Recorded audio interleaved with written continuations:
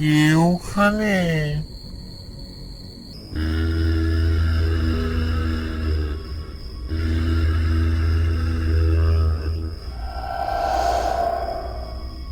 বলি কে রে?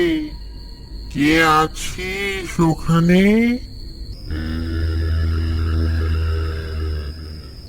দেখি তো একবার।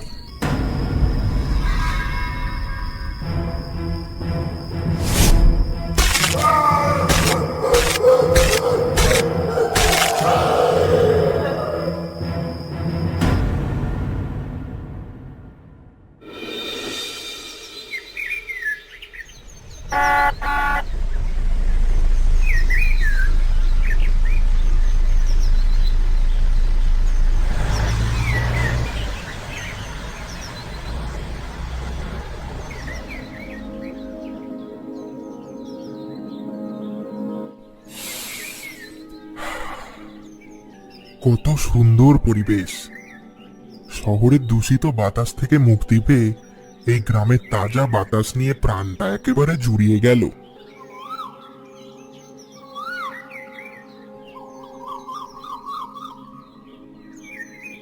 আমি সেই কলকাতা থেকে আজ বীরভূমে এসেছি। আমি ইতিমধ্যে যেই জায়গায় আছি সেই জায়গাটার নাম হলো সিউড়ি।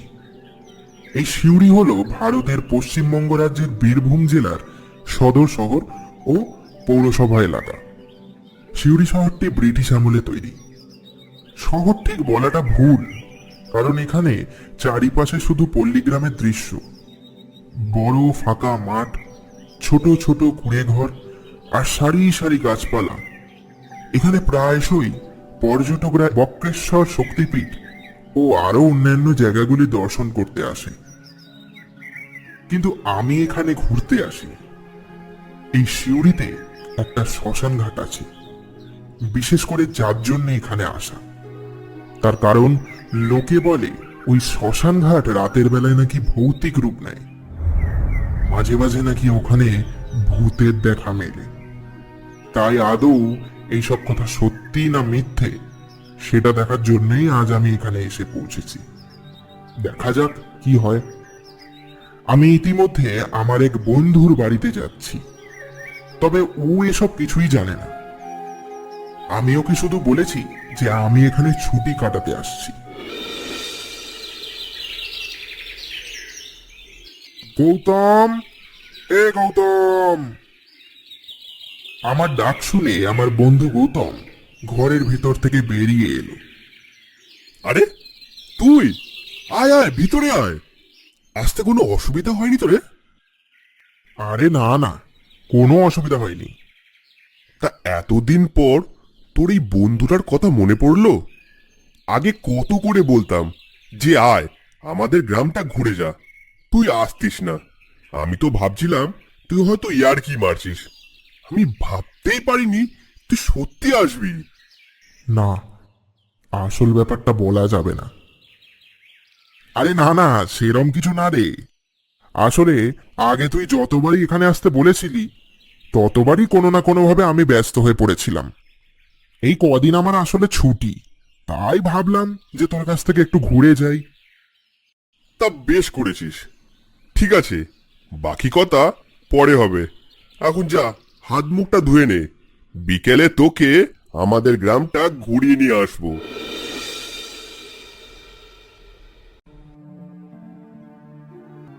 দুপুরে খাওয়া দাওয়া সেরে আমরা বিকেলের দিকে গ্রামটা ঘুরতে বেরোলাম। কিছুক্ষণ গ্রামটা ঘোরার পর আমরা একটা শ্মশানের সামনে এসে দাঁড়ালাম। শ্মশানটা কিছুটা পুরনো, আশেপাশে ঘন বন জঙ্গল ছাড়া আর কিচ্ছু নেই। কিছু কিছু জায়গায় লতানে গাছ উঠে গেছে। শ্মশানটা খুব বেশি বড় না, খুবই কম জায়গা নিয়ে অবস্থিত। সারাদিনে বোধহয় দু একটা মরা পড়ে এখানে। আর গৌতম ভাই, এই শ্মশানটার মধ্যে কেমন যেন একটা থমথমে ব্যাপার আছে। সে তো থাকবে, এই শ্মশান যে বিখ্যাত। বিখ্যাত কেন? এই শ্মশান বিখ্যাত হবার কারণ আমি জানলেও সেটা গৌতমকে জানতে দিইনি, কারণ ও যদি জানতে পারে যে আমি এখানে ভূত খুঁজতে এসেছি, তাহলে নির্ঘাত আমাকে বাড়ি পাঠিয়ে দেবে। এ শ্মশান বিখ্যাত হওয়ার পিছনে একটা বিশেষ কারণ আছে। কি বিশেষ কারণ? সূর্য ডুবে যাবার পর এই শ্মশান ভুতুড়ে রূপ নেয়।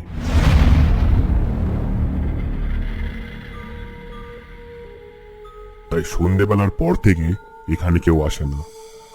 লোকে বলে রাতের বেলায় এখানে নাকি মৃত মানুষের অতৃপ্ত আত্মারা তাণ্ডব চালায়। আমি এইসব খুব কমই বিশ্বাস করতাম। লোকের মুখে শুনে আমার বিশ্বাস হতো না যে ভূত বলে কিছু আসে। আমি ভাবতাম হয়তো এইসব গ্রামের মানুষের কুসংস্কার। কিন্তু সেদিন কেলটু কাকার সাথে যেটা ঘটলো, তারপর থেকে আমার সাথে সাথে গ্রামের প্রত্যেকটা লোকের মধ্যে এই শ্মশান ঘাটকে নিয়ে আতঙ্ক আরো বেড়ে গেল। কি বলছিস রে? মজা করছিস বল তুই? আমি জানি তুই খামোকা আমাকে ভয় দেখানোর চেষ্টা করছিস। আমিও তোর মতন একদিন এরকম বলতাম, কিন্তু আমার সব ভুল ধারণা সেদিনকেই ভেঙে চুরমার হয়ে গেল। সেদিন আমাবস্যা রাতে আমাদের গ্রামে কালী পুজো ছিল। সবাই খুব আনন্দ ফুর্তি করে কালী পুজো করছিল। গভীর রাত্রে যখন কালী পুজো শেষ হলো, তখন প্রায় 1টা বাজে। এই গ্রামে কোন রকম কিছু অনুষ্ঠান হলে এই গ্রামের লোকেরা সেটা নেশা করে উপভোগ করে, সে পুজোই হোক বা অন্য কিছু। সেদিনও ঠিক এটাই হয়েছিল। মধ্যরাতে পুজো শেষ হবার পরে কেলটু কাকা একেবারে গলা অবধি মদ খেয়ে টলতে টলতে এই শ্মশানের সামনে দিয়ে বাড়ি ফিরছিল। কাকা সেদিন এতটাই নেশা করে ফেলে, যার জন্য শেষ অবধি কাকার কোনো হুঁশ জ্ঞান থাকে না। হঠাৎ কাকা এই শ্মশানের সামনে দিয়ে যাবার সময় থমকে দাঁড়িয়ে পড়ে। সে কিছু একটা দেখতে পায়, কোনো মানুষের মতো পিছন ফিরে দাঁড়িয়েছিল। কি কে রে? কে আছিস ওখানে? দেখি তো একবার।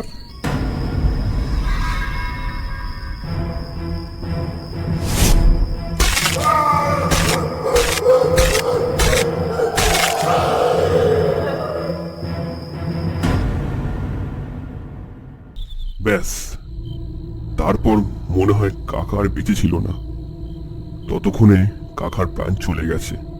পরের দিন সকালবেলায় কাকার মাথাহীন দেহ এই শ্মশানের সামনে থেকে উদ্ধার করা হয়।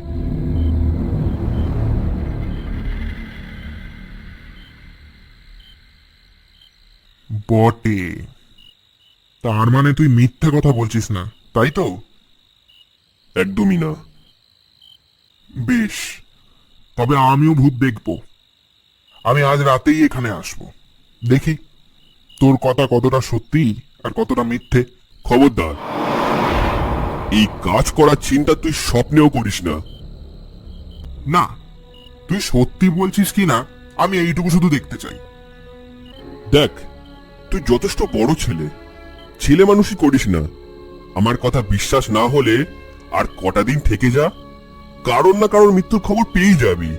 এখন চল, সন্ধ্যাতে চললো, বেশিক্ষণ এখানে থাকাটা ঠিক হবে না। আরে তুই বুঝছিস না।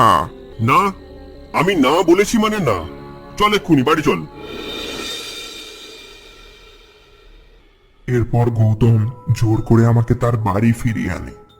বাড়ি ফিরেও ও আর ওর বউ অনেক করে আমাকে বলল যে আমি যেন ভুলেও ওখানে যাবার দুঃসাহস না করি, তাহলে আমারও অবস্থা নাকি কেলটুদার মতো হবে।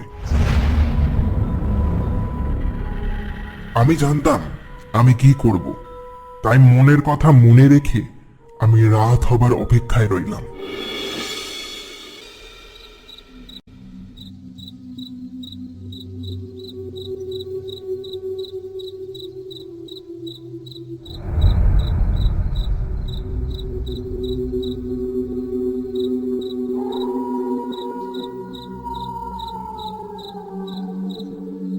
গৌতম আর গৌতমের বউ আলাদা ঘরে ঘুমাচ্ছিল, আর আমি একা ছিলাম পাশের একটা ঘরে। আমি শুয়ে শুয়ে সবার ঘুমানোর অপেক্ষা করছিলাম। শেষমেশ অনেকক্ষণ পরে সব একেবারে নিস্তব্ধ হয়ে গেল। আমি আমার সঙ্গে আমার কিটোমিটারটা নিয়ে এসেছিলাম। আমি একটা টর্চ আর আমার কিটোমিটারটা নিয়ে বেরিয়ে পড়লাম শ্মশানটার দিকে।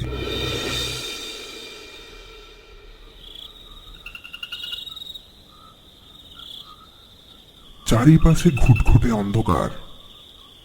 নিস্তব্ধতা ভেদ করে মাঝে মাঝে দূর থেকে শিয়ালের ডাক ভেসে আসছে আমার কানে।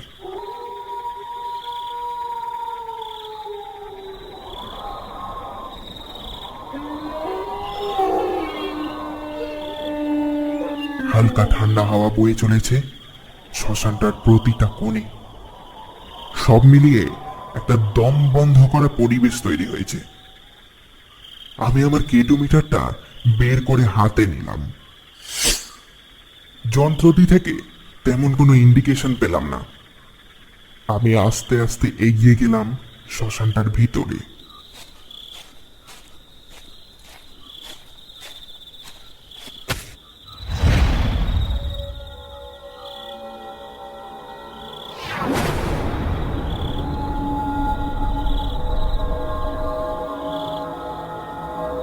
হাঁটতে হাঁটতে হঠাৎ আমার পায়ে কিছু একটা ঠেকলো।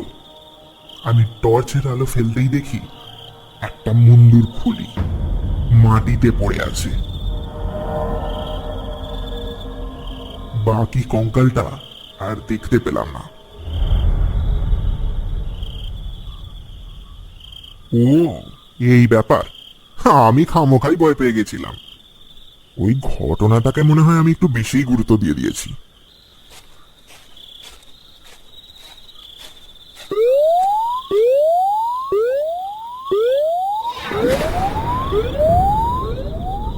হঠাৎ কিটোমিটারটা সিগন্যাল দিতে শুরু করলো।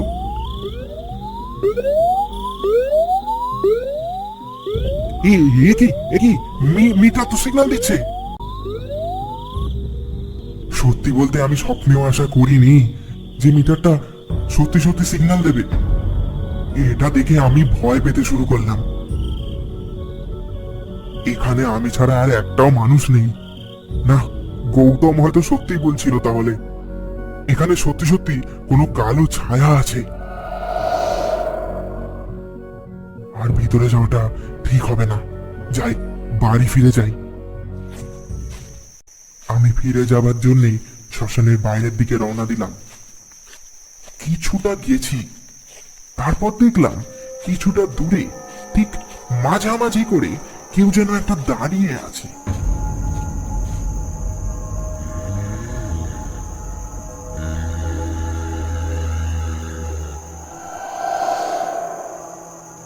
দেখে মনে হচ্ছে একটা মাঝবয়সী লোক পিছন ফিরে দাঁড়িয়ে। ঘন অন্ধকারে ঠিক করে বোঝাও যাচ্ছে না এমন নির্জন ভুতুরে জায়গায় এত রাতে কে আসতে পারে। এখন তো গোটা গ্রাম ঘুমিয়ে আছে।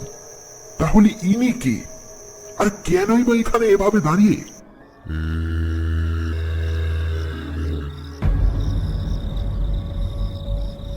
কে কে ওখানে?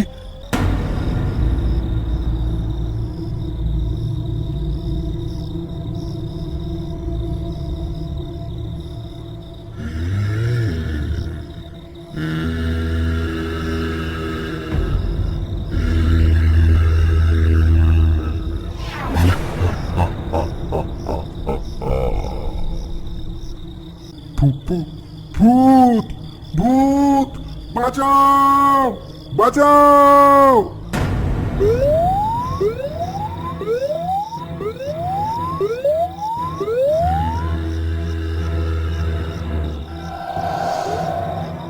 কিলোমিটার বারবার সিগন্যাল দিচ্ছে। ততক্ষণে ভয় আমার হাত পা কাজ করা বন্ধ করে দিয়েছি। আমার সারা শরীরে যেন কোনো বল নেই। আমি কি করব কিচ্ছু বুঝতে পারলাম না।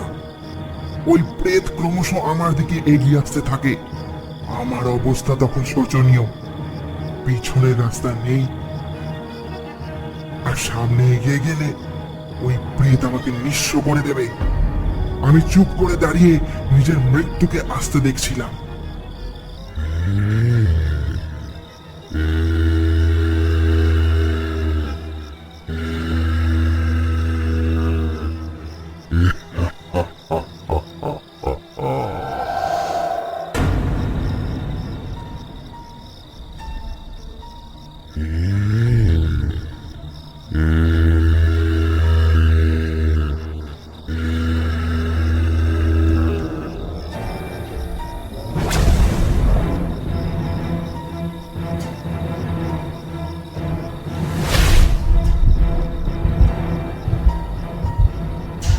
শয়তান, তুই চলে যা এখান থেকে। যা যা বলছি।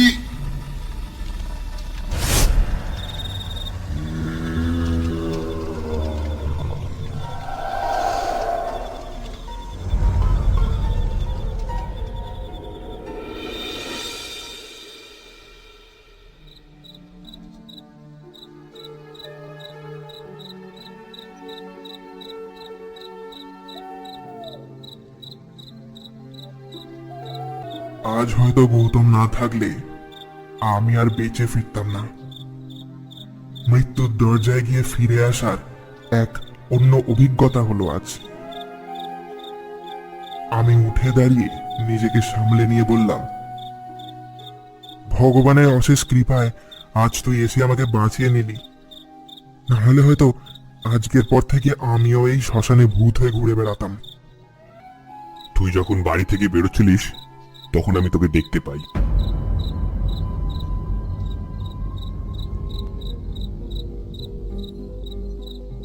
কিছুটা হলেও আন্দাজ করেছিলাম তুই কোথায় যাবি, তাই বাড়ি থেকে আটঘাট বেঁধেই বেরিয়েছিলাম। তুই যখন শ্মশান থেকে বেরোবি তখন তোকে হাতে নাতে ধরবো। কিন্তু যখন তোর চিৎকার করার আওয়াজ শুনলাম তখন দৌড়ে ঢুকে পড়লাম শ্মশানের ভিতরে। তারপর ঢুকে দেখি ওই প্রেত তোকে মারবার জন্য তোর দিকে এগিয়ে আসছিল।